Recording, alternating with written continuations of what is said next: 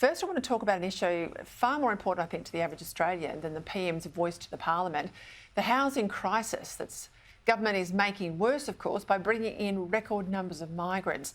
And now the experts, well, they're finally speaking up. This week, AMP Chief Economist Shane Oliver called for Australia's annual net migration to be more than halved from 500,000 a year down to 200,000 a year. He says this is the only hope Australia has of easing the chronic lack of suitable housing. Joining me now to discuss this, I'm joined by superstar panel, Independent Liberal MP Moira Deeming and the Australian's media writer Sophie Elsworth. Let's go to you if I can, Moira, because Australians are generous. We say in poll after poll we're all for immigration. If we're not Indigenous, we are from immigrant stock ourselves. But we want it to be at a pace that doesn't put the lives and the communities that we all live in at risk and make things harder. And government seems to be making it harder with this big intake of migrants. And you can understand why punters are saying, why are we being ignored?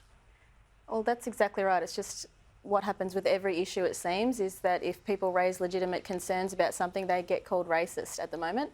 And obviously out in the West, every single lower house seat has been Labor for a very, very long time, and you know, Labor just takes their own voter base for granted, and that's why it keeps on happening, unfortunately. But I think the tide is turning, and that's what we can see in this no vote turning against them.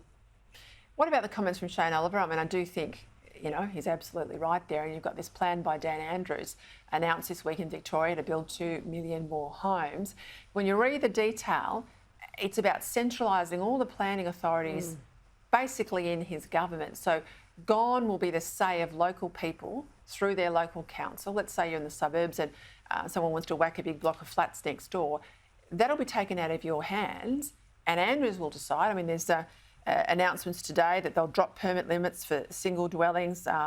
They'll beef up the power of the tribunal to basically knock out local disputes. That's also a concern, Sophie. So, Peter, the way I'm reading it is Dan Andrews is effectively giving himself more power. And this is what he does best. He centralises everything. He controls this state with an iron fist.